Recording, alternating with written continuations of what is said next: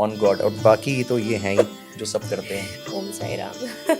अनंत कोटि ब्रह्मांड नायक राजाधिराज योगीराज सत श्री सद्गुरु साईनाथ महाराज की जय। तो क्या, what is dance for you? What is dance for me? Actually फिर मैं जब वापस आया ना, उसके बाद मेरे को सब समझ में आ गया, क्रिस्टल क्लियर हो गया कि पैसे अपने अलावा, घर वालों के अलावा और किसी से किसी को देने। यो Honey Singh is one of the biggest name in my life. He came in my life for say around three years, 3.5 years. I was मतलब अगर एक दिन में 365 दिन है तो 250 दिन मानिक के साथ, मानिक योयो के साथ। Oh wow. ऐसा है। फर्क है यहाँ पे कि बिजनेस डीलिंग और प्यार किस तरीके से बैलेंस करना है। मतलब जहाँ प्यार है वहाँ व्यापार नहीं होना चाहिए, जहाँ व्यापार है वहाँ प्यार नहीं होना चाहिए, तो मेरे हिसाब से। बिल्कुल। Honey Singh, Yo Yo Honey Singh was an era, is a superstar and will be a legend. So I think तो जैसे हुक स्टेप्स होते हैं, जैसे पुष्पा बेबा नहीं साल और सबको ये चीज़ बहुत पसंद है, एंड वो जो हुक स्टेप होते हैं वो सालों साल चलते रहते हैं। जैसे मूवी है, अब पुष्पा मूवी जो थी उसके अंदर जो कैरेक्टर है वो बिल्कुल एक रॉ कैरेक्टर दिखाया है। और दिलजीत सर भी जो बोलते हैं वो एक बूम बन जाता है, एक बूम की तरह हिट हो जाता है। कुछ भी बोले वो ऐसे, तो वो हेलो भी बोल देंगे ना, वो भी हिट हो जाएगा। आजकल के बच्चे इतने या तो फिर एग्रेसिव हैं बहुत, और या तो फिर बिल्कुल भोंदू बन गए। I do have my daughter, she is very aggressive actually. हाँ, फिनाले में रफ्तार भी आ रहा है। Oh wow. मैंने बुलाया है रफ्तार को भी, तो ही इज आल्सो कमिंग। उसका प्यार है इतना मेरे साथ, तो मतलब रिगार्ड में भी, और ही इज लाइक रियली, मतलब मेरा भाई है रफ्तार, तो कोई। आज तो मेरा सच में नाचने का मन कर रहा है, बिकॉज आज के जो हमारे स्पेशल गेस्ट हैं वो सबको अपनी उंगलियों पे नचाते हैं। इन्होंने बॉलीवुड इंडस्ट्री, पंजाबी इंडस्ट्री में काफ़ी सॉन्ग्स को कोरियोग्राफ किया है। डांस पंजाबी डांस के जज, परफॉर्मर, आर्टिस्ट मिस्टर मानिक भतेजा।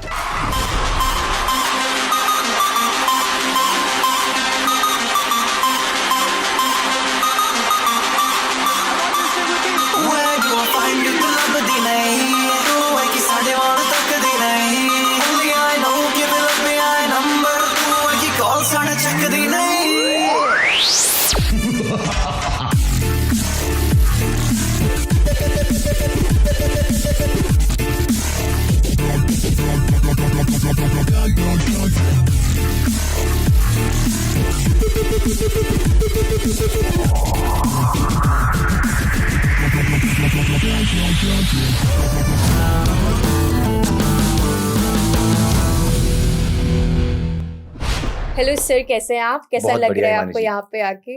बहुत ही बढ़िया, बहुत ही अच्छी फीलिंग है आपसे मिलके। आपकी वीडियोस हम बहुत देखते हैं, मगर अब पर्सनली मिल रहा हो तो बहुत ही अच्छा लग रहा है। मैं आपकी वीडियोस, आपका डांस, एवरीथिंग देख के तो ऐसे हो जाती हूँ, मेरा खुद का नाचने का मन करता है। मुझे भी सिखा दो अपनी तरह एक डांस। जरूर, सेशन के बाद हम लगते हैं काम पे और सिखाते हैं आपको। पक्का, 100%। सो आपकी फील्ड से सर, एक स्टार्टिंग जिसमें आपने अपने करियर की करी डांस, तो उस डांस को आपने कैसे चूज किया? एक्चुअली कोई इंसान डांस को चूज नहीं करता, डांस खुद इंसान को चूज करता है। ये आर्ट का ना एक तरीका है। आर्ट बेसिकली क्या है कि सरस्वती माँ ने जिसको सोचा हुआ है, जिसको जिस चीज में आना है वो अपने आप ही आएगा। ये इनबॉर्न टैलेंट होता है वैसे तो, बट उसको तराशने की जरूरत होती है। तो बेसिकली डिस्कवर करने की जरूरत होती है। पहले तो तराशो तो बाद में जाएगा, मगर पहले डिस्कवर करना खुद को इंसान के अंदर की उसके अंदर ही चीज है। फिर उसके बाद आती है बात उसको एक नेक्स्ट लेवल पे लेके जाने के लिए कि आप उसके ऊपर काम कितना करते हो, ट्रेनिंग कैसी कर रहे हो, किन हाथों में जा रहे हो, क्या काम, मतलब गुरु किसको बना रहे हो, वो सब चीजें मैटर करती हैं। सो इवेंचुअली हुआ क्या कि मैं 10th के बाद, मेरी मासी मेरे घर पे आ रही थी। तो मेरी मासी अभी वो लंदन में है। तो मेरी मासी घर पे आ रही थी कुछ ऐसी दिवाली पे या कुछ तो ऐसे। तो शी फाउंड समथिंग, मतलब एक ना पैम्फलेट उनको मिला, एक पैम्फलेट मिला और उसके अंदर डांस क्लासेस थी कोई। तो मेरे 10th के एग्जाम्स खत्म हुए थे, तो मेरी मासी ने आके मुझको गिफ्ट दिया कि भाई मैंने तेरा एडमिशन करवा दिया है, तुझको जाना है इस वाली जगह पे और डांस क्लासेस ज्वाइन करनी है 2-3 महीने के लिए, व्हाटएवर। तो वो मैंने ज्वाइन करी and that was my life changing moment, because that was something कि उसके बाद ना एक, उससे पहले तक मैं एक्चुअली अगर आज मैं कोरियोग्राफर नहीं होता ना, तो मैं शायद किसी ना किसी डिफेंस सर्विसेज में होता, क्योंकि मैं एनडीए की भी तैयारी कर रहा था। ओह, तो स्टडीज में आप अच्छे थे मतलब? हाँ, ऐसा तो नहीं था। नहीं तो एनडीए की तैयारी वही करता है, लाइक जो जिसने नहीं, सपना 10th देखा में अच्छे हो। पैसे हाँ, मेरे अच्छे मार्क्स आ गए थे, बहुत ही ज़्यादा। मैं 10th में अच्छा स्कोर कर गया था। ओके। मेरा था कोई 87% के करीब। Oh my God. और यस उससे पहले मैं 9th में बहुत ज़्यादा डाउन चली गई थी मेरी स्टडीज़। तो 10th में मैंने अच्छा स्कोर किया। उसके बाद फिर eventually I was planning for NDA and I was ready for that exams. But what happened कि एकदम से ही मासी ने मुझको ला के पैम्फलेट पकड़ाया और हमने कर लिया। और मैंने जैसे ही ज्वाइन किया, फिर मेरे पहले टीचर जो रहे, उनका बहुत बड़ा हाथ रहा मुझको इंस्पायर करने में। His name is Yuvraj Singh. हम तो नीरज भैया बुलाते थे बचपन में।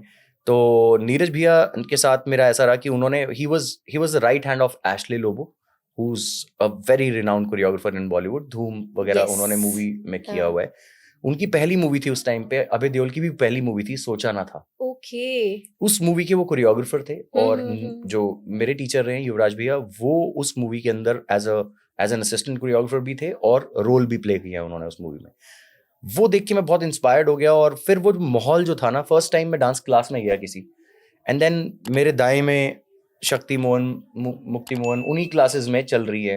मोनी रॉय भी उन्हीं क्लासेस में आई हुई है। ओह माय गॉड, एट मतलब दैट टाइम जब आपने वो ज्वाइन किया था। 2005-4 की बात है, 2004 ओके, आज से 20 इयर्स बैक। जी। ओके। तो बहुत बड़े बड़े नाम है जो उन क्लासेस में से ही निकले हैं। आज की डेट में वो बॉलीवुड में बहुत बड़ा नाम बन चुके हैं। बहुत बड़ा। तो युवराज सर की यही खासियत रही है कि उन्होंने बहुत लोगों को इंस्पायर किया है, बहुत ही लोगों को इंस्पायर किया। So he was my first teacher. और ऐसे ही मुझको अच्छे अच्छे और टीचर्स मिलते गए मेरी लाइफ में, और आज हम यहाँ पहुंच गए। और मैं धीरे धीरे बताऊंगा, मेरे और बहुत सारे टीचर्स रहे हैं। ओके। तो फिर जैसे जैसे आपको एक डर नहीं रहा मन में कि जहाँ पे मैं एनडीए की तैयारी कर रहा था and now I am switching my career into dancing, तो एक डर था कहीं ना कहीं? देखो, डर उस चीज का होता है जिस बारे में आपको पता ही नहीं है। मतलब आप फोर्स ही नहीं कर सकते। मैं तो फोर्स ही कर पा रहा था, मेरे घर वालों को शायद डर था कि क्या करेगा।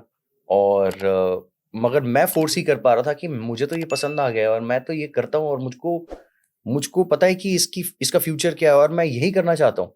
तो मैं तो फोर्स ही कर पा रहा था कि मैं कुछ बड़ा करूंगा। मगर पेरेंट्स को नहीं था, तो शुरुआत में उनको थोड़ा सा टाइम लगा एडजस्ट होने में।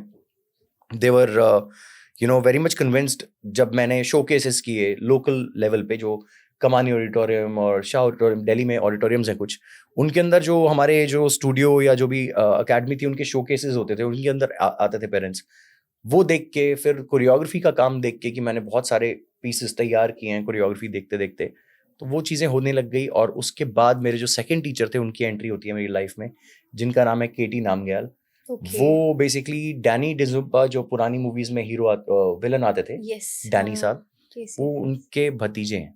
okay. और he is the first person to get Latin dance form, salsa, bachata, jive, tango, सारी चीजें जितनी भी लैटिन डांस फॉर्म्स हैं, वो सारी यहाँ पे लाने वाले इंडिया में केटी नामग्याल ही वही हैं। थे। उनका नाम, उनकी कंपनी का नाम था साल्सा इंडिया। और now also we are in very good terms and very good communication, touch में रहता हूँ मैं उनके बहुत ज़्यादा। और मैं बहुत ज़्यादा ग्रेटफुल हूँ कि उन्होंने मुझको अपना स्टूडेंट चूज़ किया। बाकी उनका हाथ इसलिए रहा क्योंकि उन्होंने मुझको जीवन में पहली बार एक ऐसे शो पे बुलाया जो मुझे बताया नहीं था उन्होंने। बेसिकली हुआ क्या कि मैं क्लासेस ले रहा था, और मैं क्लासेस ले रहा था और मेरी टीचर थी उन्हीं की जो असिस्टेंट थी, पूजा मैम। तो पूजा मैम की क्लास में था मैं, और मैं क्लास कर रहा था, और एकदम से जो स्टूडियो मैनेजर है वो मेरे पास आती है और वो बोलती है कि Katie wants to talk to you. तो बेसमेंट में स्टूडियो था, तो मैं बाहर जाके फोन पे बात करने लग गया। Okay. मैंने उनसे पूछा कि सर क्या हुआ, कोई घबराहट हो प्रॉब्लम? जाती है। तो Of course. उन्होंने बोला कि Manik, you have to come to Bombay tomorrow. मैंने बोला Oh. सर एनीथिंग सीरियस, कुछ प्रॉब्लम तो नहीं है? कुछ, no there is something very big, you just have to come. मैं बोला ठीक है सर, मैं आ रहा हूँ, विदाउट हाँ. Asking any questions. I went home, मैंने करवाई टिकट, और मैं कल अगले दिन सुबह की फ्लाइट लेके चला गया बॉम्बे। अब जैसे ही बॉम्बे पहुंचा तो दरवाजा खोलता है, जो फैशन मूवी में अश्विन, जो बॉल्ड गाय जो फैशन मूवी में है, उन्होंने दरवाजा खोला और मैं बड़ा घबरा सा गया। मुझे लगा कौन है ये, और ये मैं मूवी पे देखता हूँ, मतलब इन लोगों को मूवीज में देख रहा हूँ। और केटी भी उस टाइम पे he was coming on television पूरा टाइम। केटी, अगर एमटीवी के ऊपर पूरा टाइम केटी छाए हुए थे उस टाइम पे मेरे टीचर। बिल्कुल। तो मैं उनकी इंतजार में था, और पता चला मुझको कि वो एमटीवी लाइक्रा स्टाइल अवार्ड्स है जिसके लिए उन्होंने मुझको एज एन असिस्टेंट कोरियोग्राफर बुलाया था ओह और परफॉर्मर की तरह भी मैंने परफॉर्म किया उसके अंदर हार्डकोर, उसके अंदर रघु दीक्षित एंड बैंड, उसके अंदर रूज बैंड जो उस टाइम पे don't be shy my Honey भाई गर्ल्स हैं तीनों, और भी बहुत सारे लोग जो थे उनका परफॉर्मेंस केटी वाज कोरियोग्राफिंग और उसके लिए मैं उसका हिस्सा बना और उन्होंने मुझको ये चांस दिया. So that was turning point of your life. That was turning point. That was the first time I came on television. Okay. That was the first time I flew. मतलब उससे पहले फादर के साथ मैं, मतलब मेरे dad Mizoram में काम करते थे तो फ्लाइट ट्रैवल तो बहुत किया है, मगर पहली बार किसी ने मुझको बुलाया मेरे काम से और अकेले ट्रैवल किया मैंने. वो that was to Bombay, from Delhi to Bombay. That was the first time. बहुत हुई. हाँ, that was the first time I went to Bombay. Bombay जाना मेरा पहली बार, टीवी पे आना मेरी पहली बार, और किसी ने मुझको मेरे काम से बुलाया वो पहली बार था जब मैं ट्रैवल किया. और केटी सर ने मुझको टाइम दिया, मतलब ये मौका दिया कि मैं इस चीज़ को यूज़ कर पाऊँ. और फिर बहुत कुछ किया उन्होंने मेरे लिए, बहुत सारा कुछ. he was not only my teacher, he's like my elder brother. And he is my mentor, and he has added a lot of value to my whatever I am right now. जो मैं जिस तरीके से बात करता हूँ या जो भी है, मैं बहुत इन्फ्लुएंस्ड हूँ उनसे. बहुत ही अच्छे इंसान है वो, और बहुत ही अमेजिंग उन्होंने मुझ में पहनने का तरीका. He is very stylish. Personally he is very stylish. वो कभी भी उन्होंने बाहर जाना है तो बैंड्रा वाले घर पे मैं ही रहता था उनके, और जब भी वो आते थे तो वो आके बैग्स खोलने उन्होंने, और ये मानिक की टी शर्ट है, ये मानिक के लिए ये मानिक के लिए ये. तो ऐसा होता था. सो स्वीट यार. तो पहली बार ब्रांड भी शायद उन्होंने ही पहनाया है मुझे. AX अरमानी एक्सचेंज वगैरह उस टाइम पे पहने हैं मैंने, जो वो लेकर आते थे मेरे लिए. और बहुत प्यार है मेरा उनके साथ, और उन्हीं की वजह से शायद हम यहाँ तक पहुंचे हैं. उनके बाद भी एक और टीचर रहे हैं, कुंडू सर. तो बट ये सारा प्रोसेस रहा है. मुझे लगता है कि ऐसा लोगों को आज दिखता है कि हम आज टेलीविजन पे आ रहे हैं और एक जजमेंट पैनल पे बैठे हैं. PTC पंजाबी का बहुत धन्यवाद है उसके लिए कि हमारी इतनी पुरानी जर्नी जो 20 साल से काम चल रहा है, जो स्ट्रगल मेरे सिर्फ पेरेंट्स ने, मेरी मासियों ने, मेरे मामा ने, मेरे मॉम डैड ने, मेरी वाइफ ने, वाइफ भी बाद में जुड़ी है खैर, करीबन she is also been with me for almost 15 years now.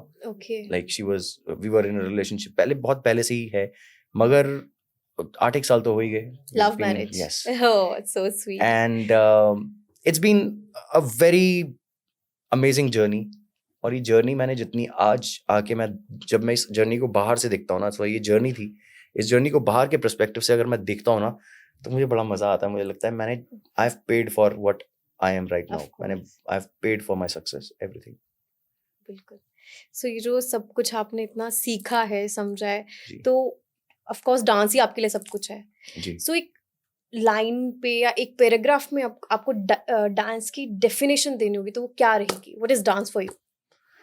What is dance for me? Actually, dance for me is something which cannot be described in words.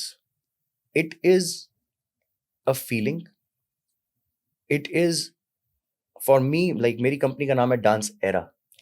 It is an era for me. Like एक सदियां बीत जाएंगी मगर आप dance को describe नहीं कर सकते. It cannot be put into words. Yes. For me, dance is something which is my identity. अगर मानिक भटेजा नाम से जाना जा रहा है तो वो डांस की वजह से ही जाना जा रहा है. वो आर्ट ऐसी है, उस आर्ट के अंदर मैंने इतना काम किया है, सीखने में भी और आगे अपनी नॉलेज को इम्पार्ट करने में भी, लोगों को सिखाने में भी, इंस्पायर करने में भी. तो मेरे ख्याल से डांस को अगर मैं कोई भी वर्ड्स में डालूंगा तो वो छोटा हो जाएगा, मगर मेरे लिए सब कुछ है. मेरे लिए it is everything for me. So मतलब स्ट्रेस में हो तो भी नाच सकता हूँ मैं, खुशी में हूँ तो भी नाच सकता हूँ मैं. डांस से बहुत सब कुछ हो जाता है, मेरे आसपास का सब कुछ बदल जाता है, माहौल ही चेंज हो जाता है. बिल्कुल बिल्कुल. तो मानिक, अगर आप डांसर नहीं होते तो क्या होते, या कोरियोग्राफर नहीं होते जो आप इतना अचीव किया, तो फिर क्या रहते अपनी लाइफ में? फिर मैं जरूर मैं पेट्रियोटिक बहुत ज्यादा हूँ. मैं बचपन से बहुत ज्यादा, मेरे पेरेंट्स के फ्रेंड्स रहे हैं बहुत सारे मिजोरम उधर की साइड में, नॉर्थ ईस्ट की साइड में, जैसे असम राइफल्स और ये सब लोगों में बहुत उठे बैठे हम. तो I was very inspired by the defense services. तो जितनी भी चाहे, मतलब एक तो वो भी है कि उनके लाइफस्टाइल से बहुत ज्यादा इंस्पायर्ड हूँ, दूसरा पेट्रियोटिज्म भी बहुत ज्यादा भरा हुआ है. तो अगर मैं ये नहीं होता, कोरियोग्राफर नहीं होता, तो मैं जरूर किसी भी डिफेंस सर्विसेज में होता ही. मुझको एयरफोर्स बहुत पसंद है, थ्रिल पसंद है, रश पसंद है, एडवेंचर पसंद है. और अपने देश के लिए बहुत ज्यादा प्यार है, बहुत भरा हुआ है अंदर। तो देश के लिए मतलब करना है देश कुछ, है ना? पे अभी भी अरे है वो जोश कि अभी कुछ करना चाहते हो? हाँ बिल्कुल। अब मैं वाह। किसी भी टाइम किसी भी मोमेंट पे कर सकता हूँ। मैं जो सिविल सर्विसेज होती है, आर्मी हाँ हाँ ज्वाइन बिल्कुल। कर सकते हैं, बाद में काफी बाद में कर सकते हैं। जैसे धोनी साहब हैं, हाँ जी MS धोनी, ये जज्बा ये ना किसी के अंदर भरा नहीं जा सकता। ऑनेस्टली बताऊं आपको, कोई बिल्कुल। ये नहीं बोल सकता कि आप क्रिकेटर हो, आपने बहुत कुछ अचीव कर लिया है, तो आपको आर्मी ज्वाइन करने की क्या जरूरत पड़ी है। बिल्कुल बिल्कुल। मगर ये जो चीज है ना, ये एक इंसान के अंदर ही होती है, ये हर एक को हाँ नहीं मिल सकती। एब्सोल्युटली। अक्षय कुमार जी हो गए, या टाइगर श्रॉफ हो गए, या ऋतिक रोशन सर हो गए, ये सब लोग बेसिकली बहुत ज्यादा पेट्रियोटिक हैं, तभी ये यस। लोग ऐसी मूवीज में इतना बढ़िया दिखा पाते हैं अपने आप को, और कर भी पाते और हैं। कर भी पाते हैं। और यस। इवेंचुअली MS धोनी जो है, उनको तो he is been appointed as an army man, and वो उन्होंने बहुत ज्यादा अपने साथ रखा है। और वो ये मेरे तो मन में है कि मैं कभी कुछ इतना बड़ा करूं जीवन में कि मुझको कोई प्रेसिडेंट अवार्ड मिले, ओह वाओ। और उसके बाद मैं सिर्फ एक अपनी इच्छा जाहिर करूं कि मुझको कुछ टाइम के लिए आप पोस्टिंग पे दे दो बाहर, मैं रहूंगा। फिंगर क्रॉस्ड, आई मुझे होप चाहिए ऐसे ये हो, आई विश। जी।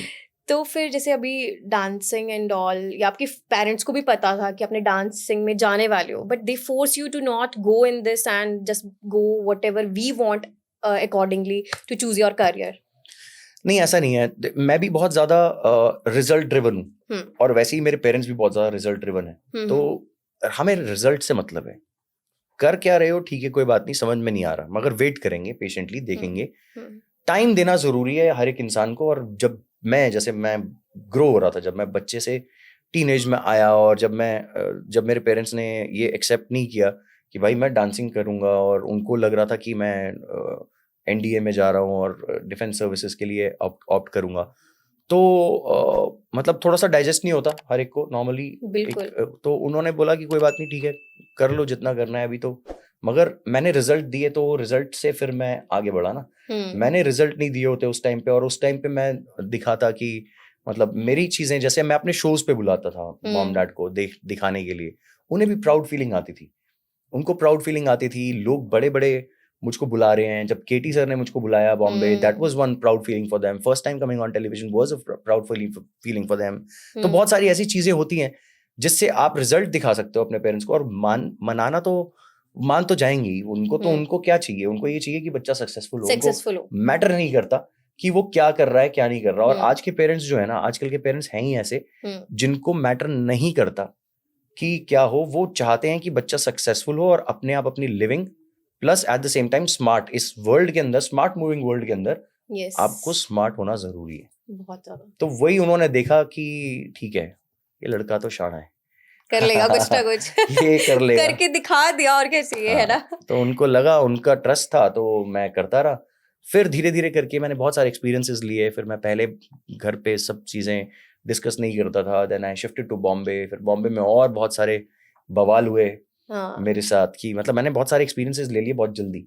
फिर मैं जब वापस आया ना, उसके बाद मेरे को सब समझ में आ गया, क्रिस्टल क्लियर हो गया कि पैसे अपने अलावा, घर वालों के अलावा और किसी से किसी को देने या क्योंकि बहुत सारे लोग ना आपसे बहुत सारा फायदा उठाते हैं, हक नहीं देना किसी को, है ना? अब जिससे मतलब आपको अपनी इंटरनल चीजें ना, अपने पेरेंट्स ही हैं जो आपकी इंटरनल बिना स्वार्थ के हेल्प कर सकते हैं, आपको गाइड कर सकते हैं, आपकी चीजें संभाल सकते हैं, और कोई भी नहीं कर सकता। और वही चीज है कि अपने पेरेंट्स के अलावा मैं और किसी पे अपने मॉनेटरी चीजों से या और भी किसी चीज से वो नहीं करता। और अपनी ग्रोथ, जैसे कई लोग नजरें भी लगती हैं ऐसे पॉइंट ऑफ टाइम पे आके। मैं बिलीव करता हूँ, आप एस्ट्रोलॉजर हो, तो आपको तो मुझसे ज्यादा बहुत ज्यादा ही पता होगा। लाइक आप मानोगे नहीं, आप बाहर भी जा रहे हो ना, आई डोंट नो कोई आपको किस नजर से देख रहा है, आपका एंड टर्निंग पॉइंट पे मोमेंट में क्या हो जाएगा वो कुछ पता नहीं है। और वो किसी की सिर्फ नजर से होएगा, और कुछ भी नहीं। बचपन में पहले जब मैं था, जब शुरुआत में चल रहे थे, तो क्या है कि हमारी जो ग्लैमरस फील्ड है और बहुत ज्यादा ऐसी है जिसमें आप पब्लिक में रहते हो और बहुत ज्यादा चीजें। तो मैं पहले बहुत ज्यादा ना लोगों के साथ, I used to tell my plans कि यार अरे मेरे को तो ये आ रहा है, मैं ये करने वाला हूँ, मैं ये देखूंगा, अब आप ये देखना, मेरा ये आ जाएगा, ऐसा हो जाएगा, वैसा हो जाएगा। बोस्ट करना, बात करना, वो एमेच्योर चीजें होती हैं जो हर एक टीनेजर के अंदर होती हैं, और हमारे में भी थी। और इसकी वजह से मैंने देखा कि रिजल्ट्स आ नहीं रहे। बाद में जो चीज आने वाली होती है, कई ऐसी चीजें हुई जो हाथ से आते आते निकल गई, निकल जाती है। इतनी बड़ी बड़ी चीजें। टेम्पटेशन टूर शाहरुख खान साहब का होता है, उस पे मैं सिलेक्ट हो गया था, वो बिल्कुल आते आते निकल गया। हमने बता दी होती है ना, एक- लोगों से डिस्कस कर दी होती है। एक इंटरनेशनल टूर होता है, एक कंपनी है उनके साथ, संजय रॉय सर हैं, वो भी शाहरुख खान साहब के ही बहुत अच्छे दोस्त हैं, उनकी अपनी कंपनी है टीम वर्क्स, उनके साथ मैंने कुछ किया, ऑडिशन क्लियर, सब कुछ क्लियर, सारा कुछ, मैं बाहर जाने वाला हूँ और बिल्कुल एक दिन पहले पता चल रहा है मुझको कि मैं नहीं जा रहा हूँ। मतलब ऐसी चीजें होती थी कि मतलब आप ये मानो कि कम से कम नहीं तो ना मैंने 1200-1500 बारी नो सुना है। अरे बाप रे। 1200 से 1500 बारी मैंने शायद जीवन में ना सुनी है कि नो, चाहे वो मीटिंग में रिजेक्शन हो, चाहे वो किसी टूर के लिए रिजेक्शन हो, चाहे किसी टीम में जाने के लिए रिजेक्शन हो, रिजेक्शन रिजेक्शन रिजेक्शन रिजेक्शन इतने सुन लिए।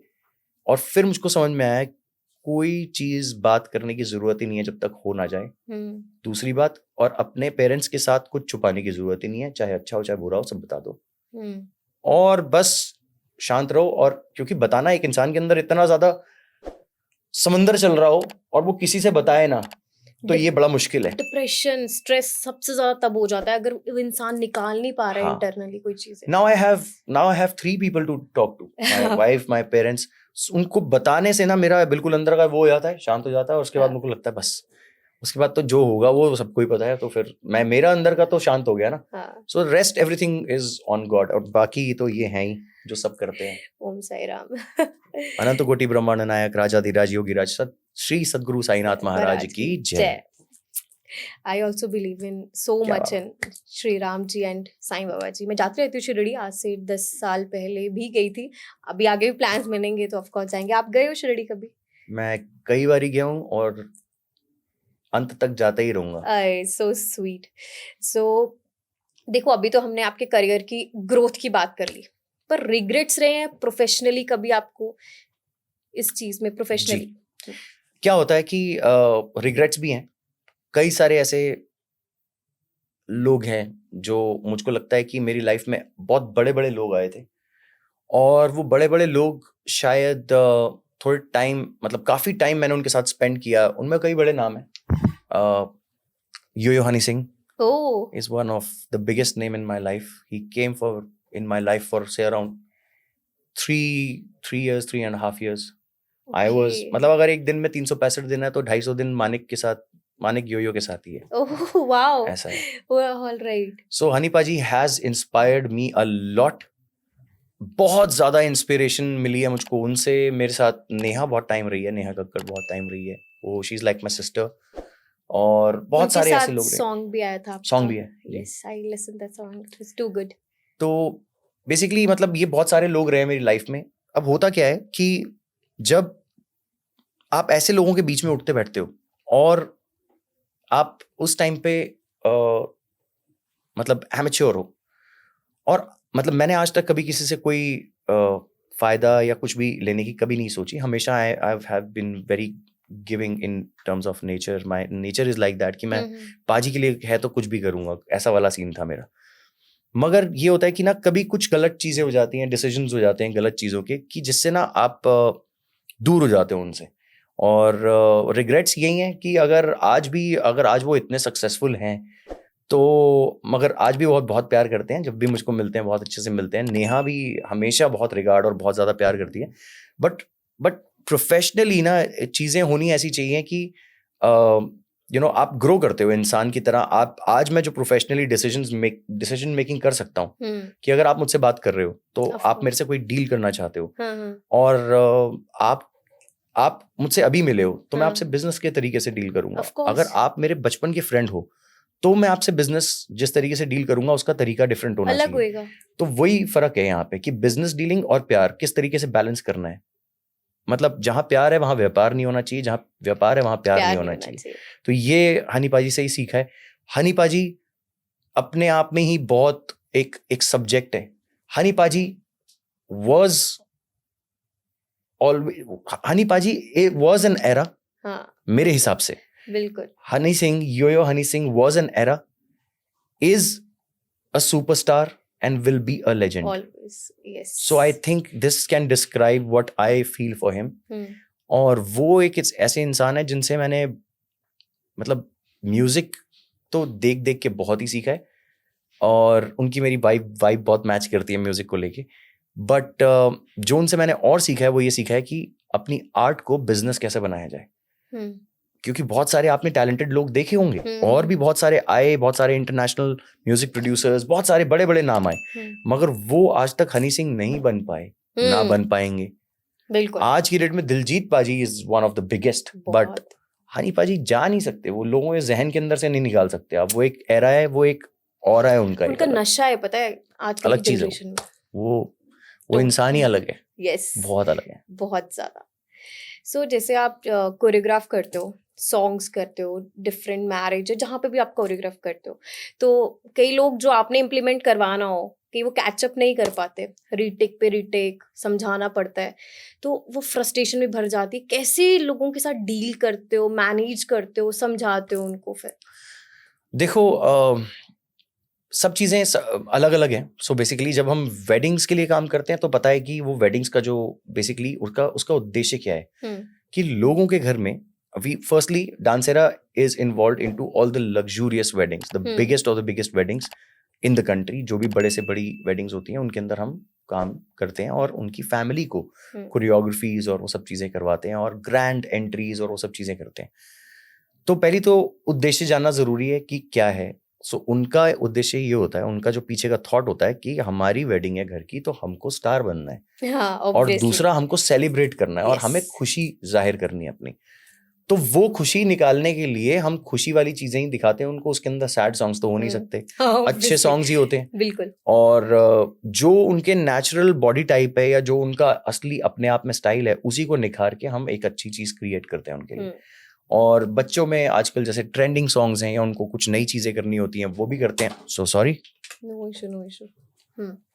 बच्चों में जैसे कुछ नई चीजें होती हैं, उनकी फैमिलीज में जैसे नए न्यू जनरेशन है, उनको कुछ ट्रेंडिंग सॉन्ग्स करने हैं तो वो हम करवाते हैं, उनको चीजें करते हैं।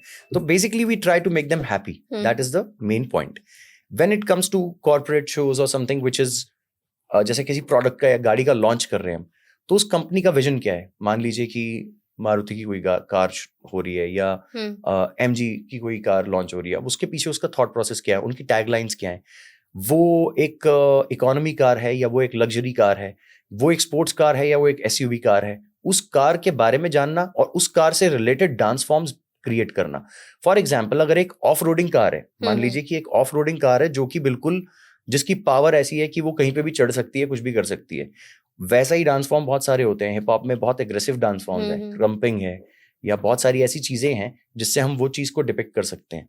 और प्लस उस कार के कलर्स क्या हैं, उनकी जो टाइटल ब्रांडिंग क्या है, तो वो चीजें हम उसके ऊपर फोकस करते हैं। फिर आती है रियलिटी शोज की बात कि इसके अंदर क्या है। तो इसके अंदर जो हम कोरियोग्राफी, हमारे पूरे मेंटोर्स, मेरी पूरी टीम डांस पंजाबी डांस के लिए काम कर रही है और पीटीसी ने हमको मौका दिया है। तो उसके पीछे उद्देश्य ये है कि हम टैलेंट को बेस्ट यूज करें और जो टैलेंट आ रहा है, पंजाब का टैलेंट है, उसको बेस्ट तरीके से आगे लाएं और अच्छे प्लेटफॉर्म पे लाके उनको ग्रूम करें और पेश करें ऑडियंस को, और उसमें से कोई एक ऐसा हो जो पंजाब का पहला डांसिंग सुपरस्टार बने। yes. और बाकी जितने लोग हैं उनकी जो जर्नी रही है, टॉप 12 टॉप 24 जितने भी बच्चे आए थे, वो सारे भी बहुत अच्छे थे, मगर उन सबको भी बहुत कुछ सीखने को मिला होगा कि ट्रेनिंग कितनी जरूरी है या ट्रैवल करना कितना जरूरी है। मेरे हिसाब से एक आर्टिस्ट को ट्रैवलिंग बहुत ज्यादा जरूरी है।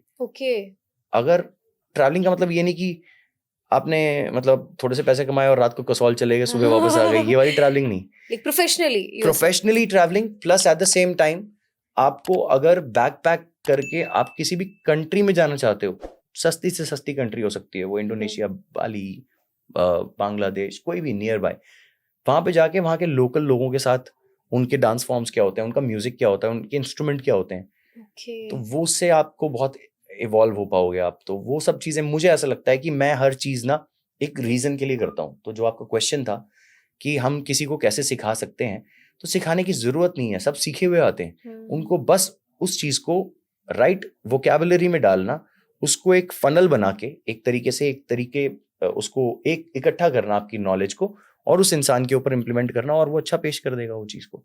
यही हम करते हैं। बिल्कुल करेक्ट है ना, बहुत कुछ है इसमें तो सर। बहुत कुछ पता है। नहीं, मैं तो कोरियोग्राफिंग कभी करा नहीं है हमने और ना कभी सीखा है, but hmm, heads off to your job. Thank you so much ma'am. So अभी देखो कोरियोग्राफी तो आप करते हो, तो जैसे हुक स्टेप्स होते हैं, हुँ, जैसे पुष्पा, झुकेगा नहीं साला एंड ऑल, तो सबको ये चीज बहुत पसंद है।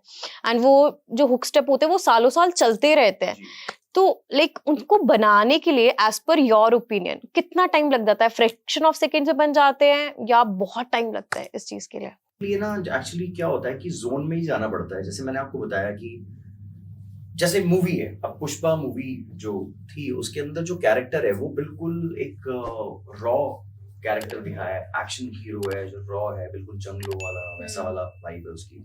वो चल रहा है तो पहली बात तो डायरेक्टर की विजन होती है उसके पीछे की वो चप्पल पहनता है। तो कोरियोग्राफर ने देखा कि जब वो चप्पल पहनता है तो चप्पल टूटती भी थी, उतरती भी थी। उसका वो थॉट प्रोसेस उसके पीछे चला। ये सारी चीजें ना बेसिकली क्या है कि एक पूरे कैरेक्टर के ऊपर डिपेंड करती हैं कि आपका कैरेक्टर क्या है। अगर मैं उसको बड़ा स्टाइलिश दिखा दूंगा और वो जंगल में नाच रहा है तो कैसा मैच करेगा? क्या नहीं करेगा? Visual will not match with the audio and will not match with the character also. So character जो है उसके साथ उसकी पूरी चीजें मैच करनी बहुत जरूरी है। तो ये फ्रैक्शन ऑफ सेकंड्स में भी आ सकता है और ये जो लास्ट डेडलाइन है आपकी क्रिएट करने की तब भी आ सकता है। ओके, और मतलब ऐसा वो भी है। डिपेंड करता है आपके पूरे एटमॉस्फेयर के हाँ। ऊपर एंड जो पिक्चर बन रही है या जो कैरेक्टर है उसके ऊपर वो चीजें डिपेंड और करती है। जरूरी नहीं है कि जैसे फॉर एग्जांपल मैं हूं, अगर कोई काम मुझको मिलता है तो मान लीजिए कि मानिक भटेजा को एक प्रोजेक्ट मिलता है और मैं उस गाने को कोरियोग्राफ करने के लिए अपना ब्रेनस्टॉर्म कर रहा हूँ, तो मैं कुछ निकाल दूंगा अपने तरफ से कैरेक्टर या मैं कुछ सोच लूंगा कि मैं ऐसा करवाऊंगा। जरूरी नहीं है कि मेरा वाला ही सही हो। मेरे से साथ में जो असिस्टेंट्स हैं, मेरी टीम जो है, उनमें से कोई छोटे से छोटे उस पे भी हाँ। होगा ना, कोई डांसर भी होगा ना, वो भी कुछ करके दिखा देगा ना, मुझको लगेगा अरे यार ये तो फिट होता है इस पे।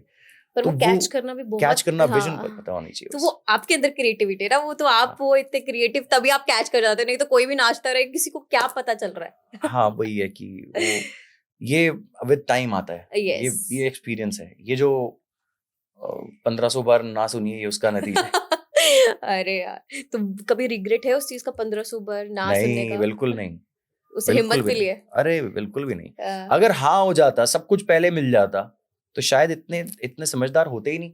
और अब हुए हैं, अब चीज़ें आई हैं पिछले कुछ 8-10 सालों से मैं बिल्कुल अपने आप को बिल्कुल ऐसा किया है और अभी भी मुझको लगता है ऐसा कि मैं अपने ऊपर और काम करूँ। जैसे दिलजीत पाजी ने बोला कुछ अपने इंटरव्यूज़ में हम्म, कि 2020 में कुछ ऐसा हुआ, जिसके बाद मैंने होप खो दी थी कि हाँ, मैं कुछ नहीं कर सकता कर हूँ। सकता हूँ। और उसके बाद मैं बिल्कुल मोक्ष में अकेले चला गया और इंटरनली अपने आप को सॉल्व किया। सॉल्व करने के बाद जो हुआ, वो आप सबके सामने है।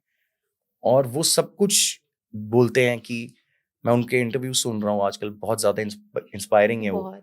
कि सब कुछ अच्छाई, बुराई सब कुछ एक में ही है। मतलब वो एक ही है। सब कुछ जो हो रहा है, वो सब कुछ सारा ड्रामा जो हो रहा है ना, वो इस पृथ्वी पे जो हो रहा है, वो सब उसी के लिए हो रहा है, उसी के बनाए हुए से हो रहा है। बिल्कुल जो बिल्कुल। ऑडियंस आ रही है उनको देखने के लिए कह रहे तुम में भी वही बसा हुआ है, मैं भी वही बसा हुआ हूँ, तुम मुझे देखने के लिए आए हो, मैं तुम्हें दिखाने के लिए आया हूँ, मगर हम कर सब उसके लिए रहे हैं। तो अरे, वो जो गेम है ना, वो गेम समझनी, अभी मैं शायद इतना मेच्योर नहीं हूँ कि मैं उस गेम समझ पाऊँ, मगर दिलजीत पाजी ने मुझको इंस्पायर जरूर किया है। मैं उसके बारे में रिसर्च कर रहा हूँ ओ, और मुझे लगता है ऐसा कि इवेंचुअली ये होने वाला है। मतलब कुछ ऐसा तो है ही कि आपको लाइफ में एक टाइम, एक मोमेंट आता है जिसके अंदर आप सेल्फ उसमें चले जाते हो, बिल्कुल सेटिस्फैक्शन में हो जाते हो। आपको लगता है कि जो हुआ, जो अच्छा हुआ, बुरा हुआ, जो भी हुआ, वो सारा कुछ बढ़िया है। अब आप अपने आप को, अपनी पूरी लाइफ को थर्ड पर्सन पर्सपेक्टिव से देखते हो। जैसे मैंने पहले भी बोला कि मैं अपने बिल्कुल। आप को पूरा बाहर से देखता हूँ ना, हम्म, तो मुझे लगता है कि ये कितना कमाल हुआ जो भी हुआ मेरे साथ। वो सब चीजें बहुत जरूरी थी आज यहाँ पे पहुंचने के लिए। बिल्कुल तो करेक्ट। वही है। दैट्स ग्रेट, आपकी mentality super hit. Thank you. और दिलजीत सर भी जो बोलते हैं वो एक बूम बन जाता है, लाइक बूम की तरह हिट हो जाता है। कुछ भी बोले वो ऐसा लगता है वो हेलो भी बोल देंगे ना वो भी हिट हो जाएगा। सो चलो वो फेज भी आता है लाइफ का, और आई होप वो पॉजिटिव वे में आए, नेगेटिव वे में नहीं, क्योंकि उनको भी मोटिवेशन वहां से मिली। जी। तो अभी आप सिंगिंग करते थे, मैंने देखा आपने नेहा कक्कड़ मैम के साथ सिंगिंग करी है, तो अभी सिंगिंग पे आगे कुछ सोचा है आपने करने का, या अभी सिर्फ डांसिंग में कंटिन्यू करना है? सिंगिंग ना, मेरा सिंगिंग मुझसे कोई निकाल नहीं सकता, क्योंकि मैं पूरा दिन ही, आपने शायद मेरी और रील्स भी देखी होंगी इंस्टाग्राम पे, कि बहुत ज़्यादा मैं सेट्स के ऊपर भी डांस, पंजाबी डांस के गाता रहता हूँ पूरा टाइम इधर उधर। तो वो जो चलता रहता है ना, वो मेरा एक अंदर मेरी खुराक है वो। हाँ। मैं गाए बिना तो पूरे दिन में, अगर पूरा दिन 24 घंटे में से मैं निकाल नहीं सकता, मैं बिना गाए या कुछ भी गुनगुनाए। क्योंकि डांसिंग जब करते हो, कोरियोग्राफी करते हो, तो मैंने बहुत टाइप के गाने सुने हैं। मतलब शुरुआत से लेके आज तक मैंने मुकेश जी, किशोर कुमार जी, मोहम्मद रफ़ी जी, लता जी, ये सारे, फिर उसके बाद गुलाम अली साहब और मतलब जगजीत सिंह जी, नुसरत फ़तेह अली खान साहब, ये बहुत सुने हैं। और उसके बाद थोड़े से बाद में आके बाली सागू वाज माय फेवरेट। बाली सागू पाजी ने मेरे लिए जो किया है जीवन में, उनको पता ही नहीं है कि उन्होंने मेरे लिए क्या किया है, मगर उन्होंने बहुत कुछ किया है मेरे लिए। मैं सच बताऊं कि बाली सागू पाजी, जैज़ी बी पाजी, इन दोनों का बहुत बड़ा कंट्रीब्यूशन रहा है मेरे अंदर म्यूजिक, पंजाबी म्यूजिक या इंडियन म्यूजिक को एक वो जगाने का, क्यूरियोसिटी जगाने का। और आज अगर मैं कोरियोग्राफी करता हूँ या मैं आज जो भी कर रहा हूँ, इतनी बड़े लेवल पे आ गए हैं अब हम, चीजें कर रहे हैं जो हो रही हैं, मगर वो चीजें अगर वहां से शुरुआत नहीं होती तो हो नहीं पाती। आज भी वो गाने सुपर हिट है। मतलब आप ये मान लो कि मेरे फोन के अंदर ना, ये करीबन मेरा आईफोन जो है मेरे ख्याल से 15, तो मैंने 8-10 तो चेंज किए हैं आईफोन में। तो 8-10 जो चेंजेस हुए हैं ना, जो जिनमें तो वो आईपॉड से चलता हुआ आ रहा है, और आज तक मेरे फोन में एक ही एल्बम है, वो भी बाली सागू पाजी की है। एक ही एल्बम है, वो चेंज करने से अपने आप ही iCloud से आया था। हाँ, बिल्कुल। तो वो आज तक सिर्फ यही एक ही एल्बम है मेरे उसमें फोन में, और वो करीबन नहीं तो 14-15 साल से एक ही एल्बम है कॉन्टिन्यूसली, जिसमें दिल चीज है क्या जाना, लौंग गवाचा, चुरा लिया, नूरी, ये सारे गाने आज भी हुई पुराने, मतलब वो दिल को टच करता है आपके। आज भी खतरनाक है वो प्रोडक्शन आज तक भी कोई टच नहीं कर पाया। बाली सागू in fact was the only music producer who worked with Amitabh Bachchan साहब। एक रहन हीर, एक रहन बीर, एक रहन पत्ते, एक रहन हम, that song was done by Bali सागू and Amitabh Bachchan साहब। फिर किन्ना सोहना तेनू रब ने बनाया, नुसरत फतेह अली खान साहब जब थे खुद प्रेजेंट थे, तो उनके साथ पहला काम करने वाले और उनको इंटरनेशनल म्यूजिक पे गवाने वाले बाली सागू साहब ही थे। बाली सागू पाजी बहुत बड़ी चीज है। तो वो अभी तक चल रहे हैं आपके साथ? वो मेरे साथ चल रहे हैं। हनी पाजी आए उसके बाद मेरी लाइफ में, वो भी चल रहे हैं। आज तक सब चल रहा है मेरे साथ। सब जो है पिछले जितने लोगों ने मुझको म्यूजिक में ऐड किया है, कुछ ना कुछ वैरायटी दी है म्यूजिक में, वो म्यूजिक मेरे से हट नहीं सकता, कभी भी डिलीट नहीं हो पाता और चलता ही रहता है। और आज भी नया म्यूजिक जो आ रहा है, रहमान साहब, मैं रोजा के म्यूजिक स्कोर्स आज तक सुनता हूँ। मैं आज तक मतलब बॉम्बे थीम म्यूजिक आपने सुना हो, अगर रहना है तेरे दिल में की एल्बम सुनी हो, my god, those kind of songs can not be made again ever. बिल्कुल, no one can make them. कहो ना प्यारे की एल्बम, राजेश रोशन साहब, बहुत क्रेजी है। तो ये सब चीजें ना, मुझे ऐसा लगता है पर्सनली कि एक इंसान को म्यूजिक पूरे दिन सुनते रहना चाहिए, क्योंकि अगर आप पूरे दिन म्यूजिक सुनते हो तो आपके अंदर इमोशंस जो है ना, आप जो बिल्कुल इमोशनलेस हो गई है आजकल की जनता, इमोशन जाग जाते हैं, बैलेंस भी रहती है, आपकी लाइफ बैलेंस रहती है। आप सिंगर्स को देखो, उनके चेहरे के ऊपर एक बहुत ही नूर होता है अलग। वो क्यों होता है? क्योंकि वो बहुत ट्रू है अपनी आर्ट को लेके। उसके अंदर वो एक फिल्ट्रेशन हो चुकी है। तो वो फिल्ट्रेशन मुझे लगता है आर्ट से ही हो सकती है, और आर्ट ही ऐसी चीज है जो दुनिया को जोड़ती है। बिल्कुल। पॉलिटिक्स तो करेक्ट, खैर डिवाइड करती है, ऑफ कोर्स। नहीं, मैं गलत वे में नहीं बोल रहा हूँ, मगर politics is actually meant for different things, but arts के अंदर कुछ भी ऐसा नहीं है। आर्ट्स और स्पोर्ट्स ऐसी चीज है जो जोड़ते हैं। कल इंडिया पाकिस्तान का मैच हुआ, अब हम जीत ही गए, वो इवेंचुअली तो चलो जीतना ही पड़ता है हमें, बहुत ऐसे करके जीते। हाँ, हमारे ऊपर जिम्मेवारी है। देखो यार, हमें जीतना जरूरी है, स्पेशली पाकिस्तान से। हम जीतेंगे। और पाकिस्तान से तो चलो हमारे कुछ खास लोग भी हैं पाकिस्तान से जो, मगर आपको बता दूं यार, कोई बात नहीं, आप मेरे बहुत खास हो, मगर जीतना तो हमें ही है। आप जो मर्जी करो। करेक्ट। और कल का मैच तो हुआ भी यूं हमें लगा था गए, बच मैं तो डर गया था, मुझे बहुत डर लग गया था कि क्या हो रहा है ये। आप काफी इंटरेस्ट से देखते हो मैच, है ना? फिर सिर्फ इंडिया पाकिस्तान का मुझे इतना शौक नहीं है मैच का, क्रिकेट का शौक नहीं है इतना, क्योंकि क्रिकेट जब मेरे साथ के लोग खेलते थे तो मैं वॉलीबॉल में बहुत आगे था। वॉलीबॉल में मैंने नेशनल खेला हुआ है। Oh wow. मैं साइकिलिंग बहुत करी है बचपन से। मैं एक टायर पे ही चलाता था साइकिल, मैं व्हीली पे ही चलाता था साइकिल। मतलब जितना मर्जी चला लो, उनसे किलोमीटर मैं व्हीली पे ही चलूंगा, मतलब आपके BMX। तो बहुत टैलेंट है फिर, है टैलेंटेड पर्सन। टैलेंट नहीं है ये, खुराफात है ये। खुराफात कैसे? ये खुराफात है, इसे टैलेंट नहीं बोलते। पर खुराफात से ही टैलेंट बनता है आई गेस। खुराफात से बनता है, बिल्कुल। हमारे डायरेक्टर साहब के साथ मैं बात कर रहा था उस दिन डांस पंजाबी डांस के, तो ऐसी बात होते होते ना सारे जितने टैलेंटेड लोग बैठे हुए थे या जितने भी और डांस पंजाबी डांस में और भी काफी लोग हैं हमारे साथ, तो सब कोई ना कोई प्रीत विहार का है, कोई अशोक विहार का है, शक्ति नगर का है, सारे North Delhi, West Delhi, East Delhi के हैं। मैंने कहा सर यहाँ पे कोई साउथ दिल्ली का है ही नहीं। कह रहे नहीं साउथ दिल्ली का नहीं है। मैंने कहा वो फिर नारायणा का फ्लाईओवर पार करना भूल गया टैलेंट ना। टैलेंट पार ही नहीं आ पाया नारायणा के, मगर सारा टैलेंट उधर को ही बसा हुआ है। Yes. तिलक नगर सब उसके आगे आगे आगे। बिल्कुल। रोहिणी हाँ अच्छा, अब दिल्ली से है रोहिणी। दिल्ली से, हाँ ओके। था, मैं अब गुड़गांव रहता हूँ, मगर टैलेंट तो उधर से ही पनपता है। खुराफात वहां पे है ना। हाँ बिल्कुल। वहां पे लोग प्ले स्टेशन नहीं खेलते थे ना बचपन में, हम लोग प्ले स्टेशन वाले बच्चे नहीं है। हाँ हम वो हैं जो ओए बाहर आ जाओ, ओए चल क्रिकेट चल, ये वो वाला ओए ओए वाले हैं हम ना Correct. थोड़े से। तो करेक्ट। वो मजा जो है ना वो उसी बाहर में खेल है। के धूप में कड़कती गर्मी में फिर गन्ने का जूस अभी पीते हुए आए हैं हम। गन्ने का जूस पीना पेड़ के नीचे, वो वाली वाइब जो है ना वो आजकल की जनरेशन भूल गई है। सो मैं तो यही कहना चाहूंगा कि अपने बच्चों को, जो पेरेंट्स हैं, अपने बच्चों को भेजो बाहर। उनको घर के अंदर phone, mobile, play station, Xbox मत खिलाओ। उनको बाहर भेजो। आप खराब कर रहे हो। बाहर भेजो। जितना मिट्टी में खेलेंगे, जितना बढ़िया कूदेंगे फांदेंगे, गिरेंगे, चोट लगेगी, साइकिल चलाना सीखेंगे, कुछ भी करेंगे, whatever they do, but they should do some physical exercises. If they do that, तभी वो एग्रेशन। आजकल के बच्चे इतने या तो फिर एग्रेसिव हैं बहुत, और या तो फिर बिल्कुल भोंदू बन गए हैं। I do have my daughter. She's very, very aggressive actually. So if she is aggressive, you have to channelize her energy into anything, something. कोई स्पोर्ट्स या कोई ऐसी चीज जिसमें वो थक जाए, टूट जाए और घर आए बस बोले खाना दे दो, मम्मा सोना है। फिर खाना खाए, सो जाए, चुपचाप शांति रहेगी घर में। Yes. नहीं तो क्या होगा कि घर में ही पूरा तोड़ फोड़ चलती रहेगी, कुछ ना कुछ होता रहेगा। So you should always think like बाहर भेजो बच्चों को तो मजा है खेलने के लिए। सर जैसे हमारे पॉडकास्ट की जो नीश है वो एस्ट्रोलॉजी है, सो आपका एक छोटा सा सेशन करेंगे हम एस्ट्रोलॉजी का। सो उसके लिए आपका name and date of birth, complete name with your date of birth मुझे चाहिए होगा। ठीक है। सो एक बार मैं टैरो कार्ड्स अपने मंगवा लूँ प्लीज। यस, तो सबसे पहले मैं कुछ डेट ऑफ बर्थ के अकॉर्डिंग आपको बताऊंगी, then I will see your cards what's coming. ठीक है। सो आप डेट ऑफ बर्थ बताएं मुझे अपनी। My full name is Manik Bhateja. Okay. And my date of birth is 12 दिसंबर 1987। 12 दिसंबर 1987। 12 देखो हमारे ना डेट ऑफ बर्थ में ऐसा बोला जाता है जैसे आपका जो डेट है वो भी 12 है एंड मंथ भी 12 है। सो आप बॉर्न बॉटम ही एक सेलिब्रिटी हुए हो, तो एक सेलिब्रिटी ही हो आप, और आप एक सेलिब्रिटी वाले उस लेवल पे ज़रूर पहुंचोगे, क्योंकि ये लाइफ ने आपने मैक्सिमम आप सेलिब्रिटीज़ की देखना डेट ऑफ बर्थ में उनका मंथ और उनका डेट बिल्कुल सेम होगा।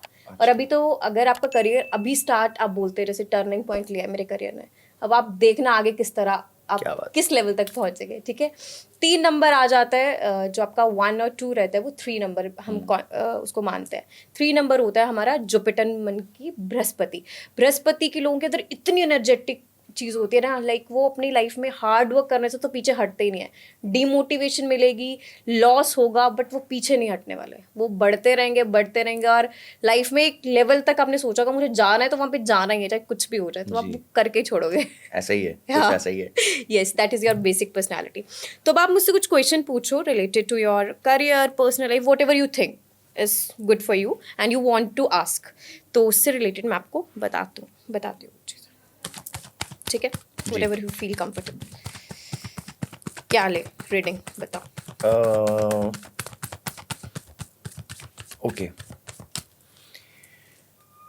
अभी जिस पॉइंट ऑफ टाइम पे मैं हूँ जहाँ पे हम एक ऑन स्क्रीन की मैंने करीबन 12 साल इंतजार करी है। मैं और रफ्तार हम दोनों साथ में आए थे। रफ्तार sir, okay. Dance India dance में हम दोनों साथ में आए थे, मैक्स और मानिक की जोड़ी। उसके बाद 2012 से लेके अब हम 12 साल बाद फिर टेलीविजन पे मैं आया हूँ टुगेदर।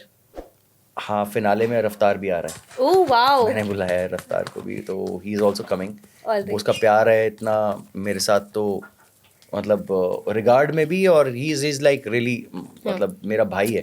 और रफ्तार तो कोई वो नहीं, बिल्कुल चेंज नहीं आया उसमें। शुरुआत से मैंने उसको देखा है काम करते हुए और आज तक में कोई चेंज नहीं है। सो वो भी आ रहा है और मुझे ये लगता है कि मैं आज जिस जगह पे पहुंचा हूँ, जो मैं कर रहा हूँ अभी, यहाँ से मेरे साथ जो आगे जो मैं अभी तक करता आया हूँ, उससे लेके मेरे बिजनेस के अंदर कोई चेंजेस आने वाले हैं, एज इन कोई नेचर ऑफ बिजनेस चेंज होगा कुछ। Okay, in this field only है ना, कुछ और तो नहीं ना बिजनेस आपका? नहीं, Only same this. Dancing, choreography, entertainment, इसी में ही। ठीक है, done.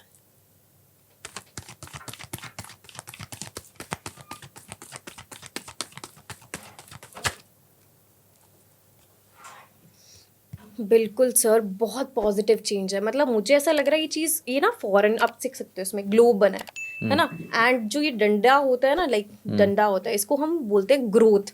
तो दैट मीन्स कि ये आपकी ग्रोथ है कहाँ पे है? इंटरनेशनल लेवल पे। तो अब इससे ज्यादा तो मैं क्या ही बोलूं। सो अब आप देख ही सकते हो जो टर्निंग पॉइंट आएगा, पॉजिटिव आएगा। और जो मैंने आपकी डेट ऑफ बर्थ के अकॉर्डिंग बताया ना, आप याद रखना, चाहे इस एज पे या आने वाले कमिंग फ्यू ईयर्स पे, आप इतने सक्सेसफुल पर्सन होंगे कि आप मुझे खुद बोलोगे, आपने जो मुझे उस पॉइंट पे लाइन बोली थी ना, वो आपको याद रहेगी हमेशा। आप फिर से बुलाओगे मुझको? सर आप मैं आने के लिए तैयार हो जाओ।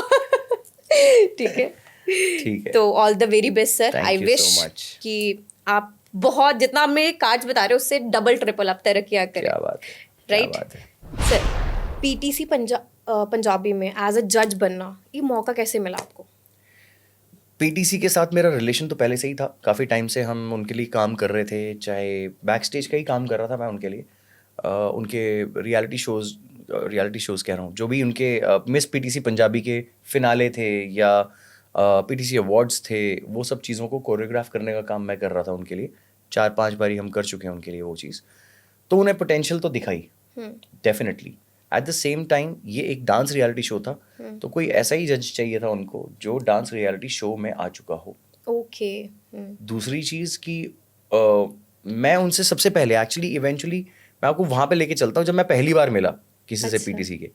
मैं एक्चुअली एक म्यूज़िक फेस्टिवल हो रहा था, म्यूज़िक कॉन्फ्रेंस थी बॉम्बे में, मैं उसको अटेंड करने के लिए गया था वहाँ पे बॉम्बे में अटेंड करने के लिए। और वहाँ पे बहुत सारे बड़े बड़े लोग, अरिजीत सिंह थे वहाँ पे, और सारी पूरे नेहा कक्कर, टोनी भाई, सारे लोग आए हुए थे, रफ्तार, सब लोग थे।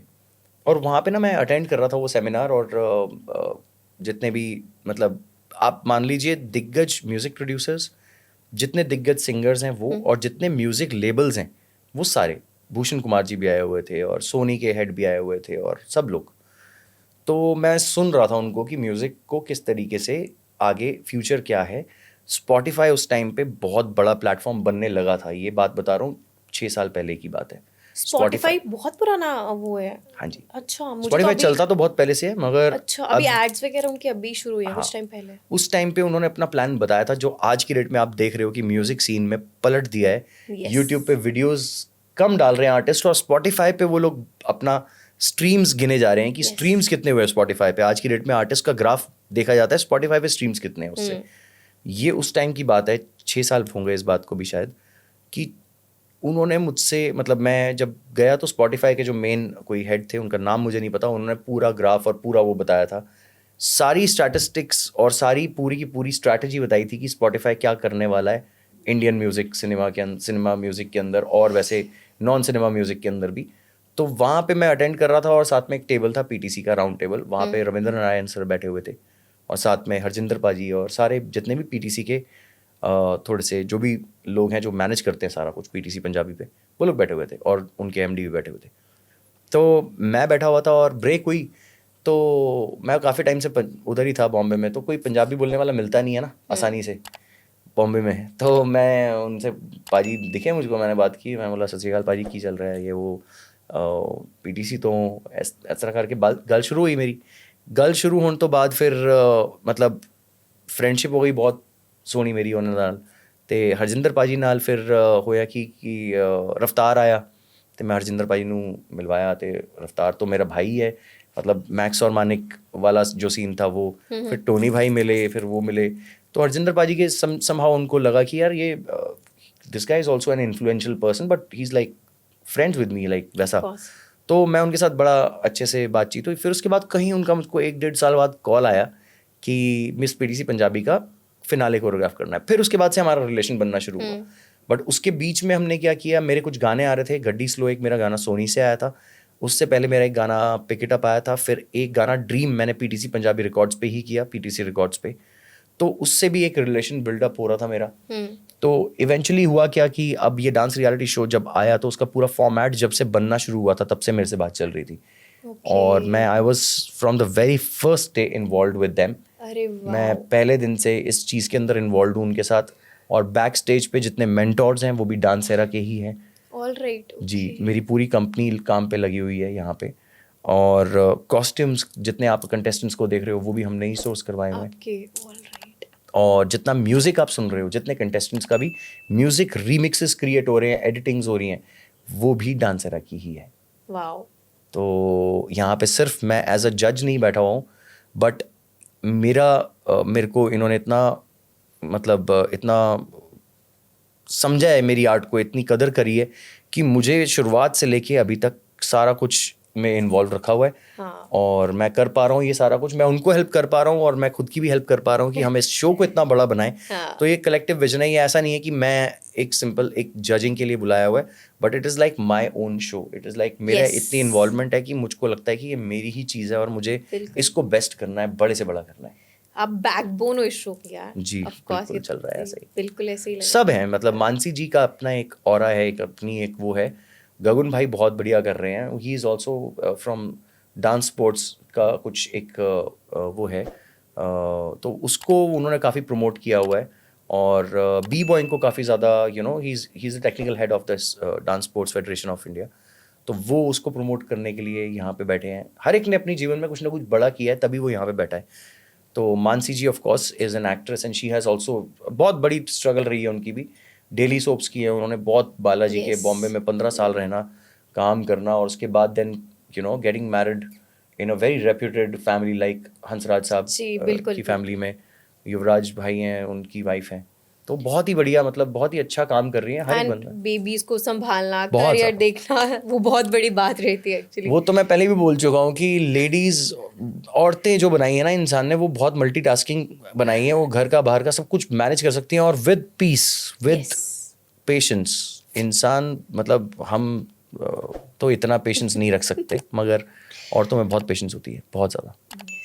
मस्ती खूब करते हो आप शो में, मैंने देखा है बहुत। किसके साथ मजा आता है साथ, बॉन्डिंग किसके साथ ज्यादा क्लोज है, मानसी मैम या सर के साथ? बॉन्डिंग क्लोज तो मानसी जी के साथ है। ओके। मजा मुझे गगन के साथ आता है। मतलब दोनों का इक्वली है। ओके। गगन के साथ बहुत मजे करता हूँ मैं। Okay. भाई है अपना, बड़ा ही बढ़िया, हम बहुत फन करते रहते हैं, गाते वाते रहते हैं, मस्ती करते रहते हैं। वो जब भी कुछ बोलते रहते हैं, वो when he starts talking then Mansi ji उसका बटन दबा देती हैं, स्टॉप, पॉज, प्ले। बड़ा मजे आते हैं, हम तीनों को ही बड़े मजे आते हैं। और इनफैक्ट हमारे जो डायरेक्टर साहब हैं Laxman sir, he is also very very amazing person. और मैंने उनको जब से जानना शुरू किया है तो मुझे बहुत मज़ा आया है उनको जान के। He is as a person, as an experience, he hold so much of, मतलब इतने सारे रियलिटी शो करने के बाद पहला डांस शो लेकर आना। वॉइस ऑफ पंजाब पूरी उनकी एंटिटी है, मतलब 15 सीजन उसके हो चुके हैं। हाँ। 12वें सीजन पे खड़े हैं वॉइस ऑफ पंजाब के बच्चों वाला, और पता नहीं कुकरी शोज, ये शो वो शो, बहुत कुछ कर चुके हैं। मिस पीटीसी पंजाबी सब कुछ ही कर चुके हैं। करेक्ट। तो he has very good experience. उस एक्सपीरियंस के बाद अब वो जब अपनी कोई चीज़ बताते हैं, या जिस तरीके से वो पीसीआर में कमांड दे रहे होते हैं कि जो चल रहा है पूरा शो, वो बहुत कमेंडेबल है। मतलब इतनी नॉलेज होना और इतना कड़क रखना चीज़ों को, बहुत बिल्कुल टाइट, बिल्कुल। बहुत बढ़िया। बट मैंने ना आपके इंस्टा हैंडल में एक चीज़ देखी है, आपके सोशल मीडिया प्रॉपर जो भी आप यूज़ करते हो, आपने अपनी पर्सनल लाइफ को बहुत ज़्यादा डिस्क्लोज नहीं किया है, मतलब इतना। तो उसके पीछे क्या रीज़न, कोई स्पेसिफिक रीज़न है कि आप डिस्क्लोज नहीं करते? ऐसा कुछ भी नहीं है, ऐसा कुछ भी नहीं है। My wife is here, my daughter is also here at the sets, they also, but वो लोग, मतलब my wife is also very मतलब reserved, and she don't want to majorly come up on, she is not a very socialised kind of person. Okay. But otherwise also ऐसा कुछ भी नहीं है। मतलब she is the backbone of Dancera also. Like Oh, my wow. wife, she manages everything in Dancera, and she's one of the major reason Dancera started. Okay. Because 2011 में हमने जब इसको करवाया था, तो सारा जो पेपर वर्क और सिनॉप्सिस कंपनी का ये सब चीज़ें हमने एक्चुअली ICCR के अंदर एम्पैनल करवाना था अपने आप को, Indian council of cultural relations, उसके अंदर हमने एम्पैनल करवाना था। तो सारा कुछ स्मृति ने ही सारा डॉक्यूमेंटेशन पुट टुगेदर करके सब कुछ करके वो किया, और फिर हमको मौका मिला गवर्नमेंट के थ्रू, इंडियन गवर्नमेंट ने हमको ऑस्ट्रेलिया, इंडोनेशिया, वियतनाम के टूर पे भेजा। फिर हमने नेक्स्ट टूर किया उज़्बेकिस्तान, तुर्कमेनिस्तान, किर्गिस्तान, अज़रबैजान। उसके बाद अब हम गए थे गाना, अफ्रीका और गैम्बिया और आइवरी कोस्ट, बहुत सारी जगह। तो ये सब चीज़ें हम इंडिया को रिप्रेजेंट करने के लिए जाते हैं। तो वो टाइम पे basically Smriti really helped to shape up Dancera. नाम खैर मेरे एक दोस्त ने दिया था, करण, जो करण और कार्लिंग हमारे सीजन में ही डांस इंडिया डांस में आए थे। तो नाम करण का सिलेक्टेड है, और बाकी पेपर वर्क मेरे डैड ने किया है और स्मृति ने किया है। तो ये सारा कुछ मिला मिलू के डांसेरा 2011 में क्रिएट हुई ऑन पेपर। काम इस बैनर के अंदर शुरू हुआ करीबन 2015 में। 2015 में शुरू हुआ। सो ऐसा कुछ भी नहीं है कि मैं मेरी अपनी पर्सनल लाइफ डिस्क्लोज नहीं करता हूँ, ऐसा कुछ भी नहीं है। They are the support system, मतलब मैं हूँ तो सब लोग हैं, और सब लोग हैं तो मैं हूँ, ऐसा है। और डॉटर के साथ कैसा बॉन्ड है आपका? कितने साल की है? 3.5। ओह सो स्वीट। कैसा बॉन्ड है उसके साथ? बहुत अलग है, बहुत ही नेक्स्ट लेवल है वो तो, मतलब वो खुराफाती पूरी मेरी तरह है। और मैं मतलब हमेशा जो चाहता था ना, मतलब मैं तो बहुत ही फॉर्चुनेट हूँ कि मुझको ऐसा बच्चा मिला है जो इतना स्मार्ट है, इतनी जल्दी सब कुछ सीखती है। मतलब मैं ज़्यादा बोलना नहीं चाहूँगा, वो नज़र लगती है मुझको, खुद की भी नज़र लग जाएगी। टच वुड, सब कुछ ठीक है, बहुत बढ़िया। I love her very much, so sweet, I love her. Great. So अभी जैसे आप बाहर जाते रहते हो, है ना, कोरियोग्राफ करते हो, सब चीज़ें करते हो, किसी को नहीं पता आपकी मैरिज हुई है, या किसी को कुछ, मुझे भी नहीं पता था यू आर मैरिड, प्रपोजल्स आते हैं अभी भी? नहीं, ऐसा नहीं है। अब सब ना, मतलब अब सब ना बहुत, मतलब अब now people know that, you know, they don't imagine what my age is, but people know that I have, you know, reached that kind of maturity or level in life कि अब मैं ये सब चीज़ें बहुत amateur लगती हैं, छोटी लगती हैं, और ना कभी इसको हम ऑनर करते हैं, ना कभी एक्सेप्ट करते हैं। और बाकी फन और यू नो वो जो चलता है वो तो चलता ही रहता है सबके साथ ही, कोई मतलब यू नो सबके साथ ही फन चलता रहता है। बट ये सब चीज़ें जब आप बहुत, मतलब ये 12-15 साल पहले की बातें हैं जो हम वो हो जाते थे कि अच्छा वाह वाह वाला खुशी फील होती थी, वो सब अब नहीं होता, कुछ भी ज़ीरो है, अब वो अंदर से ही ज़ीरो लेवल तक पहुंच गया ना, एक मैच्योरिटी आ चुकी है उस चीज़ के लिए। मैच्योरिटी भी है, plus at the same time अब ना ऐसा हो गया है कि इससे कुछ फ़र्क ही नहीं पड़ता कि कोई somebody is liking you और disliking you, इससे कोई फ़र्क नहीं पड़ता। डिसलाइकिंग से फिर भी पड़ता है मुझको कि मतलब कोई किसी को मेरा काम या किसी को मेरे बोली हुई कोई चीज़ पसंद नहीं आ रही है, तो उससे मुझको ज़्यादा फ़र्क पड़ता है। कोई पसंद करता है, ये बोले I like you, I really like you, उससे फ़र्क नहीं पड़ता मुझको। बहुत लोग करते हैं, मैं I like Shahrukh Khan, that does that mean anything? No, I like him, I love him. अगर मैं आज कुछ भी बड़ा सोच पाता हूँ या आउट ऑफ द बॉक्स कर पाता हूँ, तो शायद एक ही बंदे की वजह से, एक ही इंसान की वजह से, शाहरुख खान है वो। He is a source of inspiration, मतलब जिससे मैं मिला नहीं हूँ मगर इंस्पिरेशन मिली है, तो वो इंसान है। बाकी बहुत सारे लोग जैसे इंस्पायर तो हनी पाजी ने भी किया है, यो हनी सिंह, बहुत सारे लोगों ने किया, मगर उनसे मैं मिला हूँ, उनके साथ रहा हूँ तो इंस्पायर्ड हुआ। मगर एक इंसान जिसने अपनी लाइफ की स्टोरी से और ऐसे स्टारडम से मुझको इंस्पायर किया, वो शाहरुख खान ही है, और कोई भी नहीं हो सकता। तो एक इंसान जो 100 रुपये भी नहीं थे जिसके पास एक टाइम पे, थिएटर आर्टिस्ट, आज वो 6,000 करोड़ से भी ऊपर की चीज़ है। तो ऐसा कैसे 6,000 करोड़? तो ये फोर्ब्स के ऊपर मेंशन्ड है कि ये उनकी नेटवर्थ है। इंटरनली किसको क्या पता है, मल्टीफोल्ड हो मुझे नहीं पता, मगर ये ज़रूर पता है कि एक आर्टिस्ट जीवन में इतना पैसा कमा सकता है। एक विजन है कि इतना पैसा एक आर्टिस्ट अपने एक लाइफ स्पैन के अंदर कुछ 20-25 साल 30 साल के अंदर 3 डेकेड्स के अंदर कमा सकता है। तो अगर कोई भी वो कमा सकते हैं और वो इवॉल्व हुए हैं, ऐसा नहीं है कि वो शाहरुख खान जो आज हैं वो बाजीगर के टाइम पे थे। अगर आप बाजीगर टाइम के इंटरव्यूज उनके देख लोगे, या आपकी अदालत में रजत शर्मा जी के शो पे उनको देख लोगे पुराने वाले में, जब वो आते हैं और बिल्कुल वो हवाबाजी में बैठते हैं और वो सब करते हैं, और आज की डेट में जब वो आते हैं और दुनिया खड़ी हुई है बिल्कुल, और वो सिर्फ खड़े होकर सिर्फ ये कर रहे हैं, तो वो इंसान बदलता है।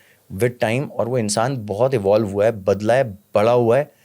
और मैं भी वैसा ही चाहूँगा कि मैं वैसा ही सीखूं, वैसा ही बनूं, वैसा ही करूं और वैसे ही पैसे भी कमाऊं। मैंने आपको बोला आप करोगे डेफिनेटली। बस। So last but not the least, कोई गाइडेंस आप ऑडियंस को देना चाहोगे अपनी साइड से? देखो आर्ट, यही जो लास्ट बात मैंने बोली कि आर्ट जो है ना, आर्ट आपको चूज करती है, आप आर्ट को चूज नहीं करते हो। पहली चीज तो ये है, सबसे जरूरी चीज और पहली चीज तो ये है कि आप आर्ट को चूज नहीं करते हो, आर्ट आपको चूज करती है। और अगर आर्ट ने आपको चूज कर लिया है तो आपने डिस्कवर कर लिया है वो चीज़ कि मैं आज फोटोग्राफर हूँ, या मैं आज कोरियोग्राफर हूँ, या आज मैं म्यूजिशियन बन रहा हूँ, या कुछ भी हूँ, और आपके अंदर वो चीज़ है और आपको पता चल गया है, वो डिस्कवर कर लिया है इंटरनली आपने, तो आप उसके ऊपर काम करना शुरू कर दो उसी वक्त से। उसकी ट्रेनिंग ऐसी बेस्ट लो जैसे किसी ने भी ना सोची हो, और अपनी आर्ट के ऊपर हर रोज़ कम से कम एक इंसान अगर हर रोज़ 4 साल तक अपनी आर्ट के ऊपर 1.5 घंटा लगाएगा तो वो शायद पूरे वर्ल्ड में बेस्ट बन सकता है। सही बात। 4 साल तक 1.5 घंटा अपनी आर्ट के ऊपर हर रोज उसको पॉलिश करने में लगाना, ये अगर हर इंसान ने कंसिस्टेंटली कर लिया, एक दिन माइनस हुआ तो आप सोच लो कि आप एक हफ्ते पीछे चले गए। अगर आप ये सोच के कर लोगे अपनी आर्ट को तो आप बेस्ट बन सकते हो अपनी आर्ट में। साथ के साथ ही आपको सिर्फ आर्ट से काम नहीं चलता, क्योंकि आर्ट तो बहुत सारे लोगों के पास थी, मगर कई लोग आउट ऑफ पॉवर्टी चले गए। इतने बड़े बड़े आर्टिस्ट, उनके पासपोर्ट्स भी भरे हुए थे, सब कुछ था, मगर चले गए। वो इतना बड़ा नाम नहीं बन पाए। मगर आर्ट के साथ आपको बिजनेस समझ में आना चाहिए, बिजनेस नॉलेज होनी चाहिए, उसको बेचने का तरीका आना चाहिए, और अगर नहीं आता तो मैनेजमेंट रख लो या कोई कंपनी के साथ साइन हो जहाँ पे आपकी आर्ट की आपको वैल्यू मिले, साथ में आपको बड़ा बनाने के लिए, ब्रांड बनाने के लिए वो मैनेजमेंट काम करे। तो मेरे हिसाब से ये बेस्ट तरीका है। बाकी stay true to your art, कभी आर्ट के साथ खिलवाड़ मत करो, आर्ट से कभी किसी का बुरा ना करने की कोशिश करो उस आर्ट में, या कभी किसी के लिए गलत इंटेंशन, बदला, ये सब चीज़ें मत रखो। पॉजिटिविटी रखो और आर्ट के ऊपर काम करते रहो। और ज़रूर पैसे कमाना बहुत ज़रूरी है। मैं आपको इसलिए बोल रहा हूँ बार बार क्योंकि ये मैंने अभी लेटली मेरे स्टूडेंट ने मुझको सिखाया। मेरा एक स्टूडेंट है, उसने मुझको सिखाया ये, विरल ने। विरल मेरे पास क्लासेस में आता था डांस सीखने के लिए, और आज की डेट में वो स्टॉक्स और शेयर मार्केट मेरे को इन्वेस्ट करवा चुका है इतना अच्छा डिसेंट उसमें, और रियल एस्टेट में भी, चीज़ों में। तो वो बेसिकली है क्या कि आपको अपने आप को खुश रखने के लिए सबसे ज़्यादा ज़रूरी बेसिक नेसेसिटी है पैसे। एक आर्टिस्ट शाहरुख खान साहब भी बोलते हैं, become philosopher when you become rich. गुर्बत में फिलोसफी नहीं आती। बिल्कुल। गरीब हो और उसके बाद बड़ी बड़ी बातें कर रहे हो, मैं जीवन में ये करता था, वो करूंगा। गरीब होने के बाद ना वो नहीं चीजें कर सकते आप। आपको आर्टिस्ट बनना है, आपको फाइन आर्टिस्ट बनना है, और आपको रिच आर्टिस्ट बनना है। वो जरूरी है सबसे ज्यादा। अगर आप बड़ी बातें करना चाहते हो तो आप बड़े बनो पहले खुद, फिर बात करो। करेक्ट। तो ये करना जरूरी है। बाकी ठीक है, good, keep it up, keep rocking. अपनी आर्ट पे काम करो और बिजनेस माइंडसेट के साथ काम करो। अच्छा, जरूरी है अपनी आर्ट को बड़ा करना और उससे पैसे जनरेट करना। Yes, thank you so much sir. आप Thank you. यहाँ पे आए, मुझे बहुत अच्छा लगा, और आपकी जर्नी कॉन्वर्जेशन करके आपके साथ तो मजा आ गया। हम खुद रिफ्रेश हो गए अब तो कि यार नहीं, करना है कुछ यार, आपकी तरह बनना है। इतनी एनर्जी आनी चाहिए खुद में, है ना। Thank you so much. अब अगली बार सर जरूर आप आना, जब भी आपको टाइम लगता है, जब आपके न्यू प्रोजेक्ट्स आते हैं, तो आई होप आप जल्दी जल्दी हमें दर्शन आपने जो अब ये बोला ना इंटरनेशनल सेटअप, ये मेरे दिमाग में चल रहा है और ये कर दूंगा मैं जल्दी। हाँ, फिर आप हमें मत भूल जाना। इसके ऊपर काम भी चल रहा है। फिर मैं जब आऊंगा ना आपके पास तो मैं पक्का मिलूंगा आपको। पक्का, डन। और ये कुछ इंटरनेशनल बड़ा करने के बाद मिलूंगा मैं आपको। डन है, प्रॉमिस है। प्रॉमिस, कैमरा में देखो, प्रॉमिस कर दिया। प्रॉमिस। इंटरनेशनल डांसर इंटरनेशनल होने के बाद I will come again and sit on this very chair and talk to you once again. Yes. See you.